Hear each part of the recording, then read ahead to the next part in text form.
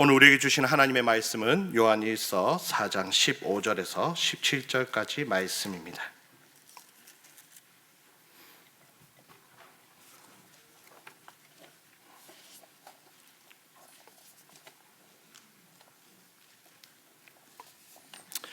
요한일서 4장 15절에서 17절까지 3절 말씀이므로 우리 함께 한 목소리로 읽도록 하겠습니다. 함께 읽겠습니다.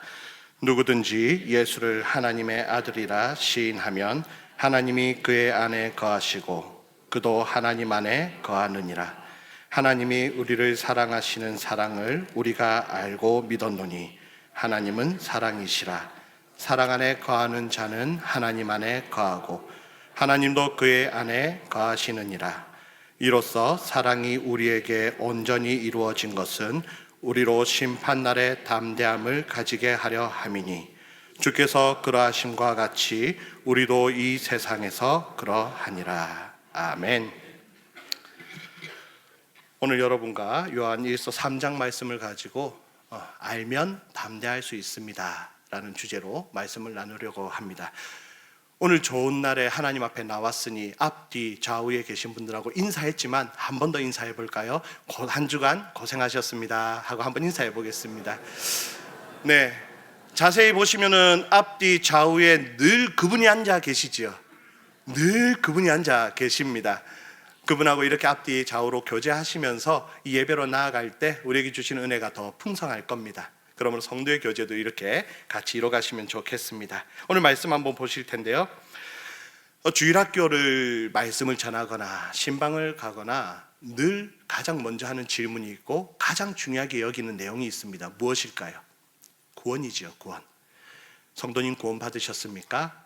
신방을 갈 때면 늘 그 질문을 합니다. 아니 무슨 성도인데 그 질문을 할까 싶은데 구원은 우리가 날마다 돌아보고 살펴보며 구원에 온전하게 있는지를 자신을 점검할 필요가 있는 거죠. 주일학교 학생들한테 묻습니다. 얘들아 너희 구원 받았니? 하면 아이들이 뭐라고 할까요? 예, 구원 받았어요. 구원 어떻게 받니? 교회 잘 나오면 됩니다.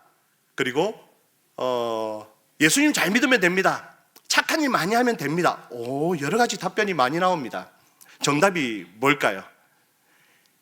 나오는 것 같은데요. 예수님을 믿으면 구원에 이른다, 구원 받는다. 분명히 우리는 요한복음 말씀을 가지고 잘 알고 있습니다. 그 요한복음을 기록한 저자인 사도 요한이 이상하게 오늘 본문에서는, 오늘 요한 1서에서는 뭐라고 말을 하고 있냐면 구원을 받기 위해서는 어떻게 해야 되느냐를 설명하는데 안 찾아보셔야 됩니다. 요한 1서 3장 14절 이렇게 기록합니다. 사랑하지 아니하는 자는 구원에 이르지 못했다. 사랑하지 아니하는 자는 구원에 이르지 못했다라고 정리합니다. 요한은요, 이 온 천하 세상을 향하여 복음을 전할 때는, 모든 사람을 대상으로 전할 때는 예수 그리스도 이름을 믿으면 구원에 이른다고 분명히 말합니다. 그런데 이제 요한 1서에 이르러서는 예수 믿는 사람들에게 전하는 것이죠. 너희에게 만약에 진짜 구원이 있다면 오늘 너희가 사랑하고 있는지를 보라는 것입니다. 만약에 사랑하지 못하고 있다면 너희 안에 구원이 없다라고 아주 무서운 얘기를 하고 있습니다. 우리에게 그 증거가 있어야 된다고 말합니다. 요한이 만약에 우리가 사랑하고 있다는 그 증거가 너희에게 있다면 너희는 그 구원을 이루는 것이고, 그 증거가 없다면 너희에게 구원이 없다라고 단도직입적으로 이야기하고 있습니다. 야고보도 그렇게 말하고 있죠. 행함이 없는 믿음은 죽은 믿음이다. 이상하게 이 두 저자는 구원에 대해서 우리에게 아주 날카롭게 지적하고 있습니다. 요한도 형제조차 사랑하지 않는 사람이 어떻게 구원에 이르렀다고 이야기할 수 있겠냐, 이렇게 반문하고 있습니다. 그래서 우리는 오늘 구원의 문제를 접근하면서 우리가 무엇을 제대로 알고 있는 것인지, 우리는 어떻게 살아야 되는지 본문 말씀을 통해서 한번 살펴보려고 하는 것입니다. 그 증거라는 게 뭘까요? 예수 그리스도를 믿고 구원에 이르렀다면 그 증거가 우리에게서 나타난다는데 증거가 무엇일까요? 매 단에서 설교할 때 나오는 메시지입니다. 그 증거는 사랑이지요. 사랑. 여러분 어떻게 사랑하고 살아가십니까? 오늘 아침에 일어날 때 저녁에 주무시기 전에 사랑하며 살고 있습니까? 부부끼리 많이 사랑하고 계십니까? 아니면은 많이 싸우고 계십니까? 뭐 싸우든 사랑을 하든 저는 어쨌든 사랑이 베이스가 된다라고 생각을 하고 있는데요. 그렇다고 해서 제가 부부싸움을 고민하는 건 전혀 아닙니다. 어떤 부부는 한 번 싸우면 한 달 내내 대화를 하지 않는다고 합니다. 저도 싸우다 보니까 하루 이틀 지나갈 때가 있습니다. 아, 이렇게 계속 되다 보면 정말 한 달 동안 말 안 하는 경우도 있겠구나 싶은 겁니다. 근데 문제는 대화를 하지 않으면 이게 가능한지 모르겠는데 할 수 있다면 우리는 싸우면 무조건 그날에 해결을 해야 되고 관계를 풀어가야 됩니다. 하나님과의 관계도 마찬가지거든요. 싸우고 대화를 하지 않으면 쌓이는 것이 있습니다. 뭐가 쌓일까요? 오해가 쌓이죠. 근데 그 오해가 쌓이면 소통의 부재가 일어납니다. 소통이 없으니 서로를 이해하기보다는 사소한 행동이나 말투와 몸짓만 보더라도 오해가 더 쌓이기 시작하고 미워하기 시작하고 미워하는 말을 뱉기 시작하고 결국은 그 소통의 부재 때문에 서로의 관계에서 실패하게 됩니다. 이 실패는 관계를 어그러지게 하고 깨어지게 만드는 것이지요. 결국 이 악순환이 관계의 단절을 가져오게 되죠. 하나님과 우리가 그렇습니다. 어떤 사람은 예배를 너무 잘 드리는데 어떤 계기로 인해서 예배는 나오지만 은혜도 받지 못합니다. 찬송도 하지 못하고 기도도 하지 못합니다. 뭔가 문제가 생긴 거죠. 관계에 문제가 생겼습니다. 왜 그럴까요? 옆에 있는 사람은 울면서 찬양하고 은혜 받는데 왜 그 사람은 그러지 못할까요? 나와는 있는데. 관계가 단절된 겁니다. 하나님과의 관계가 끊어져 버린 겁니다. 대화하지 않는 부부와 똑같은 상태가 돼버린 거죠. 결국 이런 관계는 실패하게 되는 것이죠. 왜 그럴까요? 왜 은혜 받는 것에 주저하고 왜 관계하는 것을 하나님과 관계하는 것을 끊어버렸을까요? 그 성도가 잘못되었다고 말하기보다는 아마 이런 케이스일 겁니다. 내가 하나님 앞에 기도했는데 하나님이 응답하지 않으시더라. 내가 가장 힘든 그 순간에 하나님은 대답하지 않으셨더라. 그러한 것들이 오해가 되기 시작합니다. 하나님에 대한 오해가 쌓이기 시작하는데 이걸 풀어내야 되는데 못 풀어냅니다. 왜요? 기도하면서 풀어내야 되고 찬송하면서 예배드리면서 풀어내야 되고 교제를 해내야 되는데 그걸 풀지 않는 겁니다. 스스로 닫아버려요. 이게 대화하지 않는 겁니다. 하나님과 대화가 되지 않으니 관계가 형성이 되지 않고 오해는 날마다 쌓여갑니다. 그래서 하나님은 내 기도는 들으시지 않는 분, 나한테만큼은 응답한 적 없는 분이 되는 겁니다. 소통이 끊어진 성도라면 주님을 이해하는데 실패합니다. 이해하지 못하면 무엇이 쌓일까요? 오해가 쌓이죠. 오해가 쌓이면 결국은 불통이 되고 주님을 향한 우리의 믿음과 신뢰가 흔들리게 됩니다. 언제요? 내가 위기를 당할 때, 내가 어려움을 당할 때 줄을 붙들어야 되는데 세상 붙듭니다. 방법을 붙들고 내 방식을 찾습니다. 왜요? 주님으로 인해서 이 문제를 해결해 본 적이 없다고 생각하기 때문이죠. 그러면 우리는 주님과 늘 소통하며 관계하며 교제해야 합니다. 그래서 우리는 주님의 손짓만 봐도 주님이 무슨 마음인지를 다 캐치해야 되는 거죠. 여러분 아침에 일어났을 때 아내가 도마 소리가 타타타타타 하고 있으면 무슨 뜻일까요? 뭔지 모르는데 화가 난 겁니다. 뭔가 전날 밤에 잘못했을 겁니다 아마. 근데 아내가 타타타타 부드럽게 하면서 여보 한마디 하는 순간 우리는 어떻게 합니까? 아침밥을 얻어먹을 수 있는 것이죠. 이 관계라는 게 대화로만 이루어지는 게 아니지 않습니까? 몸짓, 손짓, 공기의 흐름까지도 읽을 수 있는 겁니다. 그만큼 부부는 그렇게 친밀한 관계라는 겁니다. 마찬가지입니다. 하나님하고 나하고 하나님이 응답하시지 않을 때에도 아니면 하나님이 반대하실 때도 노라고 하실 때도 어떤 상황이든지 하나님이 이러셔서 그러셨구나 이해할 수 있는 수준에까지 이르러야 한다라는 것이죠. 하나님의 손짓을 이렇게 하면 우리 하나님 기뻐하시는구나. 하나님께서 손을 이렇게 저으시면 하나님께서 조금 싫어하시는구나. 하나님께서 고민하시는구나. 이렇게 하나님과의 친밀한 관계가 세워져야 된다라는 것입니다. 어떻게 해요? 계속해서 교제하고 교제해야 되는 겁니다. 찬송, 기도, 말씀, 그리고 길 가면서도 하나님과 교제하고 대화하고 오늘 이 예배 가운데 하나님을 만나고 이렇게 늘 경험하는 것이죠. 성찬을 통하여서도 주님을 경험하는 겁니다. 이 일에 우리가 결코 게을리하거나 소홀히 해서는 안 되는 것이죠. 그래서 소통은 곧 무슨 말이냐? 교제한다라는 것은 곧 뭘 말하는 거냐? 그거 곧 아는 것이라고 표현할 수 있습니다. 안다. 누가 저한테 물어봅니다. 어떤 목사님 알아요? 아세요? 예, 잘 압니다. 제가 잘 안다라고 말하는 게 무슨 뜻입니까? 그 사람이 어떤 성품이고 어떤 성격이며 뭘 잘하고 어떤 걸 뭐 이런 걸 다 안다라는 겁니다. 그러니까 안다라는 표현이 그런 뜻이지 않습니까? 교제를 하면 우리는 주님을 알아가는 겁니다. 자, 4장 16절 하반절 여러분 함께 보십시오. 오늘 말씀을 여러 번 볼 텐데 한번 같이 따라오시면 좋겠습니다. 16절 하반절에 보시면 사랑 안에 거하는 자는 거기 있습니다. 제가 읽겠습니다. 사랑 안에 거하는 자는 하나님 안에 거하고 하나님도 그의 안에 거하시느니라. 아멘. 이 말씀을 보십시오. 사랑 안에 거하는 자는 하나님 안에 거한다는데 하나님이 곧 사랑이시거든요. 그래서 우리가 하나님 안에 거하면 무슨 말이냐 풀어보겠습니다. 내가 하나님의 마음속에 딱 들어가서 하나님과 같은 마음을 품으면 하나님이 나와 함께 하시는 거다, 이렇게 설명을 하고 있는 겁니다. 그 품는 마음, 같아지는 마음, 합한 마음, 통한 마음이 뭐다? 사랑이라는 것입니다. 이처럼 소통이 잘 이루어진다면 그 삶 속에서 우리는 증거들을 가집니다. 아내하고 제가 잘 통하겠죠? 누구보다도 아내하고 잘 통해야 됩니다. 그걸 통하겠죠? 그러면 아내가 제가 뭘 선물을 주면 아내가 좋아할지 저는 압니다. 그래서 기분이 안 좋아 보이면 뭔가를 선물을 좀 준비해서 하겠죠? 꽃다발을 좋아합니다. 꽃 한 송이를 좋아합니다. 꽃다발로 사면 큰일 납니다. 비싸거든요. 그래서 한 송이를 딱 주면 좋아합니다. 아내가 기뻐할 일을 아는 거죠. 그래서 그 일을 합니다. 왜요? 아내가 기뻐하게 만들려고. 마찬가지입니다. 이게 증거입니다. 하나님이 어떻게 하시면 기뻐하실까? 마음이 통해 있으니까 우리가 이제 하나님이 기뻐하실 만한 일들을 해내는 것이죠. 그게 증거라는 겁니다. 하나님을 사랑하니까 삶에서 그 증거들을 가져낸다라는 것이죠. 이 증거에 대해서 얘기를 해보고 싶습니다. 한 번은 다음 세대인 초등학교 5, 6학년을 섬길 때 맡았을 때 일입니다. 5, 6학년 애들이 제가 다른 데서 있었던 일인데요, 잘 나간 애들이었습니다. 껌을 쫙쫙 씹고 침을 뱉는데 여기서 한 3m 이상 날아가는 아이들입니다. 걔들이 무리를 지어 교회로 왔어요.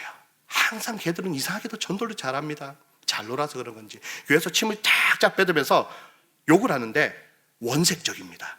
아주 원색적인 욕을 그냥 평소 대화하듯이 합니다. 교회 복도에서요. 성도님들이 오고 가시다가 놀래서 쳐다보시는 겁니다. 얼마나 민망한지.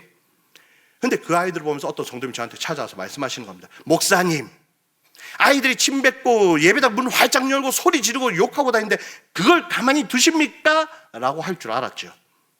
근데 그 성도님이 저한테 와서, 목사님, 우와, 이 초등학교 이 잘 나가는 아이들이 우리 교회에 있네요. 제가 뭐 좀 해주고 싶습니다. 뭘 좀 해드리면 좋을까요? 떡볶이 만들어주겠습니다. 시간과 장소만 정하십시오. 제가 딱 2주 2번 만들어주겠습니다. 딱 이렇게 얘기하시는 겁니다. 놀랬습니다. 자리를 마련했죠. 아이들이 훨씬 많이 몰려왔습니다. 넉넉하게 만드셨는데 모자랄 정도인데, 문제는 이놈들이 감사할 줄 알아야 되는데 장난치면서 음식을 쏟아버리고 도망가버리고 잘 먹었다는 말 하는 친구가 없습니다. 너희들 그렇게 하면 안 될까지 했는데 제 속에는 걱정이 됩니다. 선한 마음으로 봉사하신 이 성도님 마음에 상처가 생길까 봐, 아이들이 이렇게 하는 행동 때문에 속상해 하실까 봐. 근데 그 성도님이요, 웃으시면서 그 청소를 싹 하시면서, 목사님, 다음에도 필요하면 언제든지 얘기해 주십시오. 그렇게 말씀하시는 겁니다. 여러분, 2번 그렇게 떡볶이 대접했죠. 아이들이 어떻게 됐을까요? 그 다음부터 예배 잘 드리고 변화되어서 하나님 앞에 손들고 찬양하고 이렇게 했을까요? 그럴 리 만무합니다. 잘 아시지 않습니까? 그렇지 않았습니다. 그 아이들은요, 그대로 중학생이 됩니다. 그대로 고등학생이 됩니다. 여러분이 우려하신 그대로입니다. 그대로 대학생이 되고 청년이 됩니다. 그런데요, 그대로 교회를 지킵니다. 그대로 그 자리를 지켜서 여러분의 자리에 앉아서 교회와 나라를 위해 기도하고 섬기는 자들이 되는 것입니다. 이게요, 사랑을 쏟아 부을 때 그 사랑이 묻어나기 시작하는데, 흔적이 나타나기 시작하는데, 처음엔 전혀 안 보이는데 시간이 흐르고 보니까 사랑으로 자란 아이들이 되더라고요. 사랑을 그렇게 듬뿍 받아봤더니 세상을 가지 않습니다. 세상에 그렇게 좋은 것이 많은데도 세상을 가지 않습니다. 왜요? 여기 와야 그 사랑을 받을 수 있거든요. 여기 와야 세상에 없는 사랑을 누릴 수 있거든요. 그러니 하나님이 좋고 성도가 좋고 선생님이 좋고 교회가 좋고 예수가 좋은 겁니다. 그래서 자리를 지키고 그대로 자라다가 나중에 보니까 그렇게 말썽지기던 그 애가 학생부를 이끌어가고 학생부를 섬겨나가고 교회의 기둥이 돼서 섬기는 겁니다. 오늘 그러한 은혜와 역사가 이미 있었고 앞으로도 우리 가운데 풍성하게 나타나기를 바랍니다. 그런데 이 말씀은요, 본문에서는 좀 벗어난 이야기였죠. 다시 돌아가 볼까요? 앞서 섬긴 성도님, 그 성도님 왜 그런 일을 하셨을까요? 이 세상 말로 말하면 뭡니까? 그 교회도 작은 교회 아니었습니다. 그렇게 성도가 많은데 그 성도만 찾아와서 저한테 얘기를 했어요. 이 뭡니까 이게? 그 사람 뭐 한 겁니까? 오지랖 부린 겁니다. 굳이 그렇게까지 할 필요 있습니까 사실? 그런데요, 성경은 이것을 사랑을 아는 자라고 표현을 하고 있습니다. 여러분, 요한일서 4장 말씀을 찬찬히 읽어가 보십시오. 온전한 사랑을 가진 자, 사랑을 아는 자라고 본문은 이야기하고 있어요. 사랑을 안다는 것은요, 스데반 집사의 마지막 순간과 똑같습니다. 스데반 집사가 마지막에 죽기 직전에, 사람은 죽기 직전에 그 공포와 두려움 앞에 진실만을 말합니다. 죽어가는 그 순간에 그가 던진 마지막 메시지가 무엇입니까? 주여, 이 죄를 저들에게 돌리지 마옵소서. 왜 그들을 걱정합니까? 내가 죽음이라는 공포 앞에 섰는데 왜 그들을 걱정하냐는 겁니다. 이것이야말로 온전한 사랑을 가진 그가 내뱉을 수 있는 말이었습니다. 사랑을 안다라는 겁니다. 본인이 주 앞에 그런 놀라운 사랑을 받았기 때문에, 사랑을 알기 때문에 마지막 순간에 그렇게 말할 수 있었던 것이죠. 우리 주님은요, 오늘도 여러분에게 찾아오셔서 그런 감동을 주십니다. 사실은 자주 말씀하셨어요. 누구야? 저기 아이 보이지? 매주 보고 있지?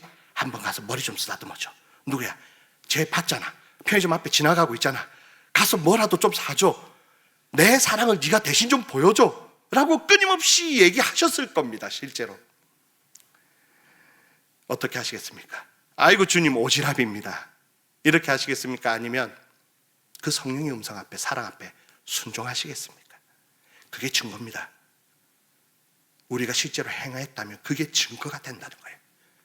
이윤가는 못하는데 성령께서 말씀하실 때 구원받은 저는 할 수 있는 것이 되는 거, 그게 바로 우리가 구원을 받은 자의 증거를 가진 모습이라는 것이죠. 누가 그걸 할 수 있습니까? 하나님을 아는 자. 여러분, 주님 기뻐하시는 일들을 찾아서 행하시는, 그래서 하나님의 마음을 시원하게 해드리는 성도와 우리 교회가 되시기를 주님의 이름으로 축복합니다. 누가 저한테 그럽니다. 목사님, 하나님이 어디 계신지 보여주시면 제가 하나님 믿겠습니다 라고 어떤 불신자가 저한테 그런 얘기를 했습니다. 이 말에 제가 뭐라고 하겠습니까? 누구도 하나님을 볼 수 없습니다. 그런데 하나님을 보여드릴 수는 있습니다. 주님의 사랑이야말로 볼 수 없는 하나님을 보이게 만드는 유일한 방법이었습니다. 그게 바로 증거였죠. 누가요? 누가 이 하나님을 세상에 보여줄 수 있습니까? 그것은 예수 믿는 우리 하나님의 자녀만 가능합니다. 만약 이 세상에 하나님이 살아계심을 드러내야 하는 책임자가 있다면 그것은 저와 여러분입니다. 우리가 이 책임을 가진 자라는 것을 잊지 마시고 이 세상 가운데 하나님이 살아계시다는 증거를 드러내며 살아가는 주님을 아는 성도가 되시기를 주님의 이름으로 축복합니다.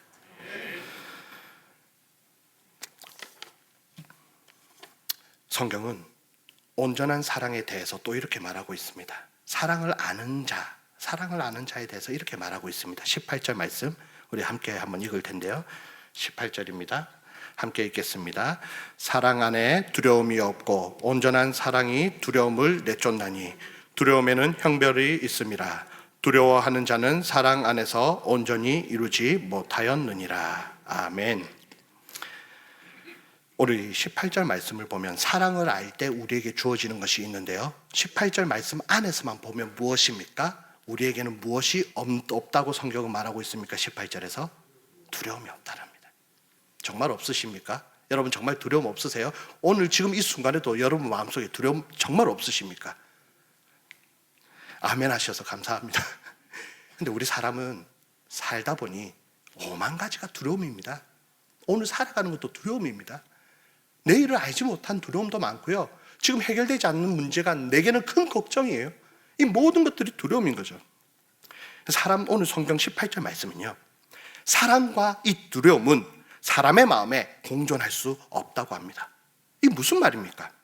두려움이라는 것은 원뜻에서 좀 살펴보면요, 노예나 죄인들이 가지고 있는 공포심이라고 합니다. 그런데 말씀은요, 우리 그리스도인들에게는 이러한 두려움이 없다고 분명히 말하고 있습니다. 두려움이 없답니다. 하나님을 아는 자는 두려움이 없답니다. 우리 집에 저를 쏙 빼닮은 딸아이가 있습니다. 지금 딸아이가 와 있는 것 같은데 둘이기 때문에 자기 이야기 하는지 모를 수 있습니다. 그래서 오늘만 해보는 겁니다. 딸아이가 있는데 5살 때 그 아이가 얼마나 이쁠 때입니까? 5살 때면 천사고 공주고, 그렇죠. 잘못을 했어요. 이리 와. 잘못했지? 그러니까 딸아이가 가만히 고개 숙여 있다 이렇게 말합니다. 아빠 하나도 안 무섭지요? 하면서 도망가는 겁니다. 와 하면서 도망가는 거예요. 너 빨리 와, 빨리 와. 아빠 진짜 진지해. 앉아봐. 잘못했지? 아빠 하나도 안 무섭지요? 또 도망가는 거예요. 이놈 빨리 와. 이제 진짜 정색하면서 혼내려고. 너 잘못했으니까 손바닥 맞아야 돼. 몇 대? 한 대. 손바닥 내밀어. 그러니까 아이가 한 단어만 반복합니다. 뭐만 반복할까요? 살살 살살 살살 살살. 알아서 살살 때릴 테니까 손 내밀어. 살살 안 때릴 거잖아. 손 내밀어. 한 대 맞습니다. 저기 구석으로 가서 한 문장만 반복합니다. 아빠 미워, 아빠 미워, 아빠 미워. 딸애가 잘못했어도 사실 제가 더 아픕니다. 그 옆에 가서 얘기합니다. 딸아, 시? 그럼 딸아이도 저를 씩 보더니 씩 웃는 겁니다. 여러분, 이 딸아이에게서 두려움과 공포가 보이십니까? 네 하시면 안 됩니다. 제가 의도한 답이 아니에요. 두려움과 공포가 이 딸아이에게서는 보이지가 않습니다. 혹시나 자기를 버릴까? 나 이제부터 너 아빠 안 할 거야 라고 말을 할까 봐 두려워하는 모습이 전혀 보이지 않습니다. 왜 딸이 두려워하지 않을까요? 딸아이가 아빠를 사랑하니까요. 근데 그것보다 진짜 정확한 표현은요, 아빠가 자기를 얼마나 사랑한지 아이가 압니다. 그래서 두려워하지 않아요. 16절 말씀 여러분 한번 같이 보시면 좋겠는데요. 16절에 보시면 하나님이 우리를 사랑하시는 사랑을 우리가 알고 믿었노니 라고 기록을 하고 있습니다. 하나님이 우리를 사랑하시는 사랑을 우리가 어떻게 했다고요? 알고 믿었답니다. 우리가 먼저 하나님을 사랑한 적 없습니다. 하나님이 나를 얼마나 사랑하신지를 내가 알 때 믿어집니다. 믿어질 때 뜨겁게 사랑할 수 있게 되는 겁니다. 그래서 믿음은요, 우리에게서 기인한 것이 아니라 오직 아버지께로부터 오는 것입니다. 알면은 믿을 수 있습니다. 그리고 사랑할 수 있습니다. 우리 믿음의 깊이가 깊어지는 것은 더 알 때 가능하죠. 이를 위해 올해의 목표처럼 말씀을 더욱 가까이 해서 하나님을 아는 지식을 날마다 늘려가야 하는 것입니다. 올 한 해 주님의 사랑을 더욱 잘 알아서 하나님을 더욱 깊게 사랑할 수 있게 되기를 주님의 이름으로 축복합니다. 담대함 하나 했는데 하나만 더 하겠습니다. 하나님을 알 때 우리는 두 가지의 담대함을 누립니다. 그 첫 번째 담대함이라는 것이 방금 전에 나눴던 그 담대함인데요.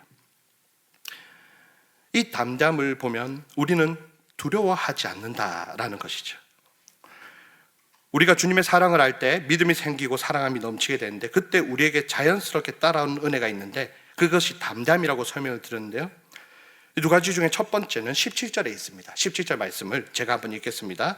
이로써 사랑이 우리에게 온전히 이루어진 것은 우리로 심판날에 담대함을 가지게 하려 함이니 주께서 그러하심과 같이 우리도 이 세상에서 그러하니라. 아멘. 자, 방금 읽은 본문에서 하나님을 알 때 우리가 가지는 그 은혜 두 가지가 담대함인데요. 두 가지 담대함이 있습니다. 첫 번째 담대함이 뭘까요? 심판대 앞에서 우리는 담대할 수 있다는 것입니다. 여러분, 마지막 때는 옵니다.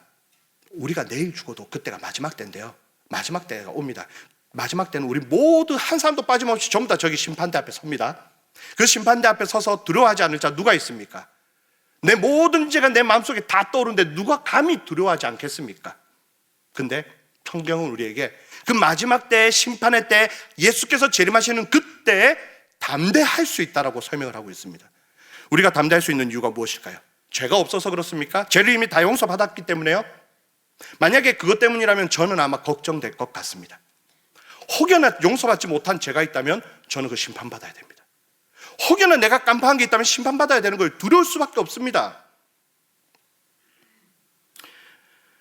우리가 담대할 수 있는 이유는, 저기 겁나는 저 심판대 앞에서 담대할 수 있는 이유는 주님이 어떻게 우리를 사랑하시는지를 잘 알기 때문입니다. 주님이 저를 그렇게 사랑하시니까요. 그래서 저는 저기 심판대가 아니라 심판대에 넘어있는 예수 그리스도를 바라보며 달려가는 것이죠. 넘어갈 수 있는 겁니다. 이것이 우리에게 주시는 담대함이라는 겁니다. 예수 그리스도 믿는 모든 자녀들은 마지막 때 다 일어나서 달려갑니다. 근데 그 옆에 보면 전부 다 엎드려 벌벌 떨면서 우리를 쳐다보면서 저 사람들은 어떻게 저렇게 담대할 수 있는가? 라고 말한다라는 겁니다. 이것이 우리가 가지는 마지막 때에 주어지는 은혜인 담대함입니다. 이 담대함을 늘 누리면서 풍성하게 품고 살아가시는 저와 여러분이 되시기를 바랍니다. 두 번째 담대함이 있다면요, 오늘 본문에서 나오는 게 아니라 뒤쪽에서 나오는데 5장 14절 15절인데 이 말씀을 제가 한번 읽도록 하겠습니다. 14절 15절 들으시면 되겠습니다. 두 번째 담대함입니다. 그를 향하여 우리가 가진 바 담대함이 이것이니 그의 뜻대로 무엇을 구하면 들으심이라. 우리가 무엇이든지 구하는 바를 들으시는 줄을 안즉 우리가 그에게 구한 그것을 얻은 줄을 또한 아느니라. 아멘. 우리가 가진 담대함이 이것인데 그것이 무엇이냐면요, 그의 뜻대로 무엇을 구하면 들으신다는 것입니다. 오늘이요, 지금입니다. 현재입니다. 첫 번째 담대함은 마지막 날에 대한 담대함이라면요, 두 번째 담대함은 지금입니다. 지금 우리가 아버지의 뜻대로 구하면 내 아버지께서 들으신다는 겁니다. 여러분, 우리가 무엇을 구하든지 하나님은, 아버지는 무조건 일단 들어주시고 답변하십니다. Yes or no, 아니면은 침묵. 무엇이 되었든 아버지는요, 우리에게 응답하신다라는 겁니다. 여러분, 세상 천지의 생명을 가진 존재 중에서 하나님 아버지께서 그 기도에 답변을 해주시는 그 존재가 있는데 그게 하나님의 자녀인 우리라는 겁니다. 그 누구에게도 그렇게 한 적 없으시고 오직 하나님의 자녀인 우리에게만 그렇게 하신다는 것이죠. 병원에 가면 죽을 날을 받은 사람도 있습니다. 시한부 인생이죠. 저도 그 시한부 인생이신 성도님을 신방한 적이 있습니다. 마지막을 앞두고 복수가 차고 황달이 심해져서 마지막을 준비하시는 분이었습니다. 신방을 끝내고 돌아가려고 하는데 바로 옆에 병실에 누워 계신 분이 저를 붙잡습니다. 목사님입니까? 네, 목사입니다. 목사같이 생겼나 봅니다. 그래서 저를 부르더니 그럽니다. 두려움이 있어요. 죽으면 어떻게 될까 두려움이 있는 겁니다. 사실 여기 계신 분들 중에서는 죽음에 대한 두려움을 그렇게 피부에 와닿으면서 지금 계신 분은 거의 없을 겁니다만 시한부 인생은 늘 피부에 와닿습니다. 죽음을 앞에 두고 저한테 묻습니다. 예수 믿으면 진짜 천국 갈 수 있습니까? 뭐라도 좀 붙들고 싶은데 저 예수 믿게 좀 해주시겠습니까? 간단하게 설명하고 믿어야 됩니다 라고 했는데 잘 안 믿어지는 겁니다. 기도해드리고 나오는데 그분의 표정은 그렇게 밝지만은 않았습니다. 그렇죠? 두려움이 있겠죠? 공포가 있습니다. 죽음 앞두고 누구든지 그럴 겁니다. 두려워하고 공포를 가질 겁니다. 그런데 이상한 게 있습니다. 제가 방금 전에 신방했던 그 성도님은요, 제가 올 때부터 시한부였습니다. 얼마 뒤에 장례를 치렀습니다. 그분은 제가 올 때 아이고 목사님 오셨습니까? 반기시는 거예요. 배가 이렇게 나오셨고 온몸이 노란색이에요. 반기시는 거예요. 성도님, 기도 제목이 있으실까요? 제 기도 제목은 다른 거 없습니다. 죽기 전까지 주님만 잘 붙들고 싶습니다. 죽기 전까지 놓지 않게 해주십시오. 그 기도를 해드리고 나오는데 반갑게 인사해 주시면서 목사님 또 기도해 주십시오 하고 인사를 하시는 겁니다. 여러분, 이 성도님의 얼굴에서 공포와 두려움을 찾을 수 있습니까? 없습니다. 그분은 지금도 하나님을 알고 있고 지금도 하나님 앞에서 살아가고 있는 거예요. 지금이라는 이 순간 두려움 따위는 없습니다. 내 기도를 하나님 들으시고 하나님이 나와 함께 하시기 때문에 겁날 것 없습니다. 죽음조차도 나를 엄습하지 못하고 나는 그 앞에서도 담대할 수 있는 겁니다. 그래서 오늘 담대할 수 있는 이유는 하나님이 나의 기도를 들으시고 하나님이 지금도 나와 함께 하시기 때문이라는 것입니다. 이러한 은혜가 저와 여러분에게 풍성하게 있기를 바라겠습니다. 사랑하는 여러분, 이제 말씀을 정리하겠습니다. 우리는 어떻습니까? 삶의 막막한 순간 앞에 두려워하고 공포를 느끼지 않았습니까? 넘어지는 순간 모든 것이 끝났다고 여기지 않았습니까? 넘어지고 일어날 힘을 내지 못하고 있지는 않았습니까? 주님 어디 계십니까? 대놓고 말은 하지 않았지만 마음속에 그렇게 생각하지 않았었습니까? 사실 그때 주님은 그 옆에서 우리를 붙들고 계셨고 우리의 상황들을 부여잡고 계셨고 우리의 상황들을 풀어가시려고 준비하고 계셨습니다. 사실 지금 여기에서도 그러한 마음들이 계신 성도님들이 있을 겁니다. 그 성도님 바로 옆에 우리 주님께서 함께 하시면서 여러분의 한숨까지도 다 이해하시고 살피셔서 여러분의 모든 상황과 환경을 다 아시고 오늘 여러분을 위로하고 계십니다. 괜찮다, 괜찮다. 천지를 만드신 그 주님이 괜찮다. 누구야? 내가 함께 있잖아. 이렇게 위로하시는데 우리에게 더 어떤 위로가 필요합니까? 이 세상 모든 것을 이기신 우리 아버지께서 괜찮다고 하시는데 우리에게 어떤 위로가 더 필요합니까? 사랑하는 여러분, 구하면 들으신다는 이 담대함, 그리고 지금도 우리와 함께 하시는, 그래서 오늘을 살아낼 때 주님이 힘주시고 회복시키신다라는 이 믿음을 가지는 담대함, 이 담대함을 누리며 살아가시는 저와 여러분이 되시기를 축복합니다. 아멘. 우리 이 시간 함께 찬송하겠습니다. 두려워 말라 내가 너와 함께 함이니 놀라지 말라 나는 내 하나님이 됨이니. 우리 함께 이 시간 찬송할 때 이 찬송의 가사가 그렇습니다. 이 세상의 풍파와 어려운 상황 앞에서도 두려워하지 말라는 겁니다. 내가 너와 함께 하기 때문에. 그러니 담대하라고 하십니다. 오늘을 담대하고 마지막 때를 담대하라고 말씀하십니다. 우리 이 시간 함께 찬양하며 나갑시다.